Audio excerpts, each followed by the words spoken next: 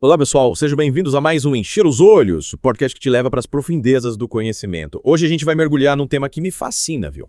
As profecias do Antigo Testamento sobre Jesus. É incrível como, séculos antes de Jesus nascer, já tinham textos que, pareciam descrever a vida dele, seus ensinamentos. Até a morte. É como se a gente estivesse juntando as pecinhas de um quebra-cabeças gigante, Yeah. sabe? Com cada profecia dando uma pista, um vislumbre do que viria depois. Exatamente. E quando a gente para pensar no número de profecias, centenas, a minha mente explode. Qual é a chance de uma pessoa só, cumprir tantas profecias assim? A probabilidade é muito, muito pequena. Menor que encontrar uma agulha num palheiro. Na verdade, muito menor. Para você ter uma ideia, imagina o estado do Texas, coberto de moedas. 2 camadas de moedas. Até uma altura de, 2 metros. Nossa! Agora, imagina uma única moeda rosa nesse mar de metal.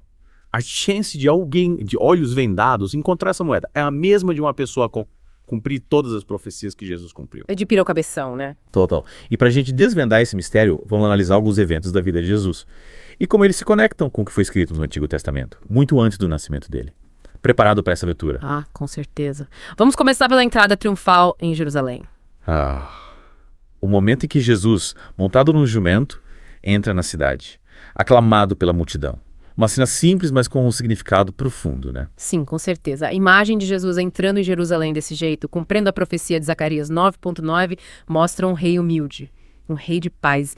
E isso contrasta com a expectativa, né? De um Messias guerreiro que libertaria Israel do domínio romano pela força. É como se Jesus estivesse dizendo, meu reino não é deste mundo, minha missão é muito maior. Imagina a cena, multidões nas ruas, ramos de palmeira, todos gritando, Hosana, bendito que vem em nome do Senhor. Que cena. Essa frase, aliás, está lá no Salmo 118.26. Mais uma profecia messiânica. E essa cena tão vibrante, tão cheia de esperança, já prenuncia, sabe? Os eventos que viriam depois. A rejeição, a traição e, por fim, crucificação. É como se a alegria e a tristeza estivessem entrelaçadas, mostrando a complexidade da missão de Jesus. Exatamente. Essa entrada triunfal, apesar de toda a beleza do simbolismo, é só o começo de um drama que abalaria o mundo. Falando em drama, vamos agora para um dos momentos mais dolorosos da história de Jesus. A traição de Judas, um amigo próximo, que compartilhou a mesa com Jesus. Que acompanhou em sua jornada. Se volta contra ele. É difícil de entender, né? A dimensão dessa traição. Sem dúvida. E o mais impressionante é que esse ato de traição já estava previsto, né? Lá no Salmo 41.9, onde Davi fala da dor de ser traído por um amigo, alguém em quem ele confiava, é como se Davi estivesse mesmo profetizando a angústia de Jesus séculos depois. Nossa, que forte. E o detalhe do pagamento, 30 moedas de prata. Judas vendeu Jesus por tão pouco. Esse valor, por mais insignificante que pareça, faz a gente pensar, né? Sobre a fragilidade da lealdade humana e o poder da ganância. O que você acha? A história de Judas é um alerta para todos nós. A ganância pode cegar, nos levando a fazer coisas terríveis contra quem a gente ama. E até contra a nossa fé. É um lembrete de que a verdadeira riqueza está na bondade, no amor ao próximo, na busca por algo maior do que bens materiais. Verdade. A história de Judas é uma tragédia, que mostra o lado obscuro do ser humano, mas ao mesmo tempo nos faz questionar. Por que Deus permitiria isso? Qual o papel da traição no plano divino? Será que Judas, apesar de tudo, era peça fundamental nesse plano? Essa é uma pergunta complexa. E nos leva a pensar sobre o livre-arbítrio, o perdão, a justiça divina. A história de Judas mostra que até as ações mais terríveis podem ser usadas por Deus. Mas isso não justifica a traição. Nem diminui a culpa de Judas. É um mistério que talvez a gente nunca compreenda totalmente, mas que nos convida a buscar a misericórdia e o perdão. Para nós mesmos e para quem nos feriu. É verdade. A história de Judas, apesar de trágica, ensina muito sobre a gente e sobre a complexidade do plano divino. Mas, antes de a gente se aprofundar nesses mistérios, vamos fazer uma pausa para respirar. E na próxima parte a gente mergulha no momento crucial da história de Jesus. A crucificação. Até já. Até já. E aí, pessoal, de volta para a segunda parte do nosso mergulho, aqui no Encher os Olhos. Na primeira parte a gente explorou a entrada triunfal de Jesus em Jerusalém e a traição de Judas. 2 eventos que estavam lá profetizados no Antigo Testamento. E agora? Chegamos num ponto crucial na história de Jesus. Um evento que marca a fé cristã. É um momento difícil de imaginar, né? A dor, o sofrimento, é como se a gente sentisse um aperto no coração. Só de pensar. Sim. Mas, ao mesmo tempo, é um evento cheio de significado, de mistério. Esperança. Com certeza. E o mais incrível é que mesmo com tanto sofrimento, as profecias continuam se cumprindo. Com uma precisão impressionante. Lembra do Salmo 22, que a gente comentou na primeira parte? Ele descreve com detalhes o sofrimento do Messias. Davi, autor do Salmo, fala da angústia, da sede, do abandono, da perfuração dos mãos e dos pés. É como se você estivesse vendo, sabe?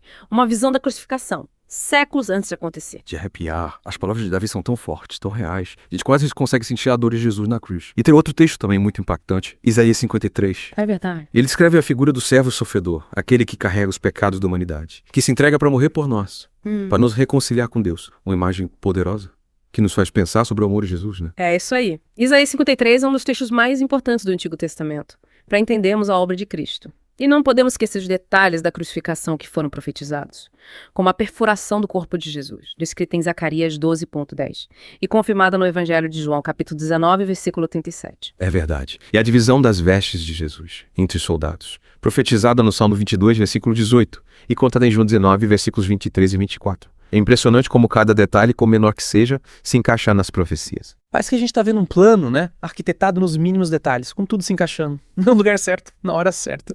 E esse plano, mesmo com a dor, revela o amor de Deus por nós. A crucificação, por mais terrível que seja, é a prova maior desse amor. É verdade. A cruz, que era símbolo de sofrimento e morte, se transforma em símbolo de amor, de redenção, de esperança. Mas, antes de a gente se aprofundar nessas reflexões, vamos fazer uma pausa para absorver tudo isso. E na próxima parte, a gente celebra a vitória de Jesus sobre a morte. A ressurreição. Até já. Até já! Chegamos à parte final do nosso mergulho aqui no Encher os Olhos. Nas últimas partes a gente explorou as profecias, né? Que anunciaram a vinda de Jesus, a entrada dele em Jerusalém, a traição de Judas, a crucificação. E agora, preparem-se, porque a gente vai mergulhar no evento mais extraordinário da história, a ressurreição. É como se a última peça do quebra-cabeça se encaixasse, revelando a imagem completa, a vitória sobre a morte. É isso aí. Sem a ressurreição, a história de Jesus seria, incompleta. Uma sinfonia sem final. Um livro sem fim. Mas a ressurreição é o grande final. É o clímax que muda tudo. A prova do poder de Deus sobre a morte. A promessa de uma nova vida. Uma vida eterna ao lado de Deus. E pensar que, no começo, os discípulos estavam devastados com a morte de Jesus. Tristes, com medo, cheios de dúvidas. É verdade.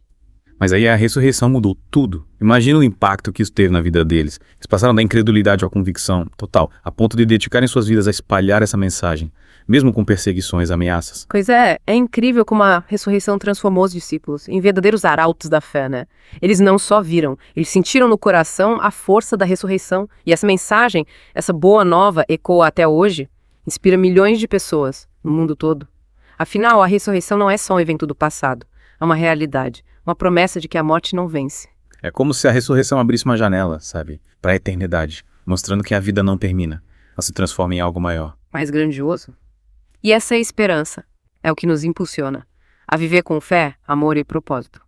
Mesmo com as dificuldades. Exatamente, a ressurreição nos convida a olhar além, enxergar a beleza por trás da dor, encontrar sentido no meio do caos. É um convite para transformação, renovação, esperança de um futuro glorioso. Nossa, que jornada! Começamos com as profecias do Antigo Testamento, que pareciam, fragmentos de um enigma. E agora, com a ressurreição, a gente vê a imagem completa. É como assistir ao plano de Deus se revelando, um plano de amor, redenção, esperança para toda a humanidade. E essa jornada, ela nos leva a uma pergunta. Se as profecias se cumpriram na vida de Jesus, o que isso diz sobre as Escrituras? Sobre a mensagem? Fica o convite para você, ouvinte. Reflita sobre isso.